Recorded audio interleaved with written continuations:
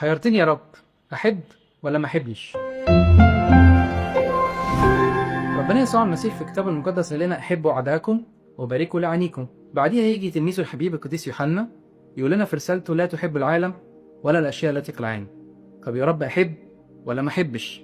لو ركزنا هنلاقي إن ربنا بيتكلم عن الناس. أحبوا أعداءكم وباركوا لعينيكم، يعني المفروض إن إحنا نحب كل الناس حتى اللي أذانا. لو حد بيزينا برضه بنحب، ونلاقي القديسين والشهداء في حياتهم حبوا حتى اللي بيزيهم وصلوا له، واوقات كمان ربنا بصلواتهم عمل معجزات. بس في الناحيه الثانيه نلاقي القديس يوحنا يقول لا تحبوا العالم ولا الاشياء التي في العالم. هنا يبقى قصده على الاشياء، يعني الحاجات، يعني مش بيتكلم عن الناس، يعني بيتكلم اكتر على الحاجات بتاعتنا. ممكن نكون مرتاحين مع الموبايل، مرتاحين مع الكاميرا، مرتاحين مع الكمبيوتر. حد يحب عربيته قوي ولو اتخبطت ممكن يزعل خالص.